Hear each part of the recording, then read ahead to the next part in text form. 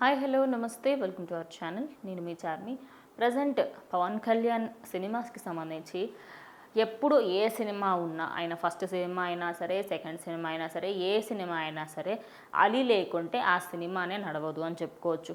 మరి అలాంటి ఫ్రెండ్షిప్ గత ఎన్నికల్లో, అంటే మొన్న జరిగిన ఎన్నికలకు సంబంధించి మాట్లాడుకుంటే, ఆ ఎన్నికలలో అలీ వైఎస్ఆర్సీపీ నుంచి అటు మద్దతుగా తెలపడం జరిగింది. అందరి దగ్గరికి వెళ్ళి ఖచ్చితంగా వైఎస్ఆర్సీపీని గెలిపించండి అంటూ వైనాట్ 175 వైనాట్ 175 అనే నినాదాన్ని కూడా పలికిపించారు. అది అందరికీ తెలిసిన విషయమే. అయితే దాని తర్వాత ఎప్పుడైతే ఆయన వైఎస్ఆర్సీపీ ఓడిపోయింది అని తెలిసిందో, ఒక మీడియా నోట్ని అయితే బయటకు వదలడం జరిగింది. ఒక వీడియోని, చిన్న వీడియో, నేను ఇంకా రాజీనామా చేస్తున్నాను, నేను ఇంకా రాజకీయాలకు టాటా బై బై చెప్తున్నాను అంటూ వీడియో చేసి ఇక సెలవు అని చెప్పేసి ఆయన పెట్టడం జరిగింది. అయితే ఆ వీడియో రిలీజ్ అయిన తర్వాత ప్రతి ఒక్కరూ కూడా ఆయన పైనే విమర్శలు చేయడం జరిగింది. అంటే అపోజ్ చేశారు, ఎవరు కూడా ఆయనకు సపోర్ట్ చేయలేదు. మరి ముందెందుకు పవన్ కళ్యాణ్ దగ్గరికి వెళ్ళలేకపోయారు, ఇప్పుడు రాజీనామా చేయాల్సిన అవసరం రాకపోయేది కదా అని.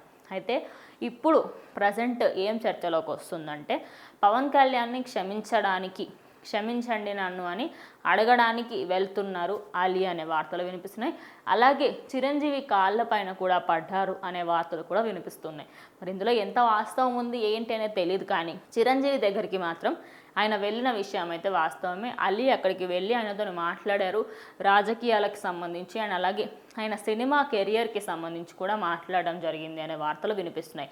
అదే ఆయన వైఎస్ఆర్సీపీకి కాకుండా ముందటి నుంచి స్నేహితుడైనటువంటి అండ్ అలాగే సినీ ఇండస్ట్రీలో పవన్ కళ్యాణ్ అంటేనే ఒక మెట్టు ఎక్కువే అనుకోవచ్చు. అలాంటి మనిషి ఏ సినిమాలో అయినా అలీ ఒక చిన్న క్యామియో రోల్ చేస్తే చాలు నాకు అని అనుకునే వ్యక్తిని అలా వెన్నుపోటు పోవడంతో ప్రతి ఒక్కరూ విమర్శలు చేయడం జరిగింది.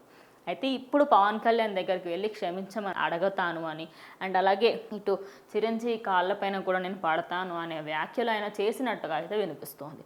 మరి ముందటి ప్రభుత్వంలో వైఎస్ జగన్మోహన్ రెడ్డి ఏమైతే చెప్పారో, వైఎస్ఆర్సీపీ క్యాడర్కి సంబంధించిన వాళ్ళు అండ్ అలాగే అక్కడ ఉన్న ప్రతి ఒక్క నాయకులు ఏమైతే చెప్పారో నేను అదే చేశాను, నేను జగన్మోహన్ రెడ్డి చెప్పింది మాత్రమే ఫాలో అయ్యాను, అది తప్పించి నాకు పవన్ కళ్యాణ్ పైన అండ్ అలాగే చిరంజీవి పైన ఎలాంటి కోపం కానీ, ఎలాంటి బ్యాడ్ ఉద్దేశం కానీ, తప్పుడు ఉద్దేశం కానీ లేదు అని చెప్పేసి ఆయన అయితే చెప్పడం జరిగింది.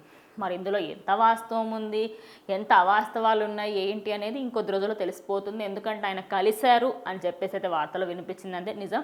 మరి చూడాలి అందులో ఎంత వాస్తవం ఉంది, నిజంగానే ఆయన క్షమించమని అడుగుతారా లేదా అనేది ఇంకొద్ది రోజులు తెలిసిపోతుంది. మరి దీనిపైన మీ అభిప్రాయం ఏంటని కమెంట్ చేయండి.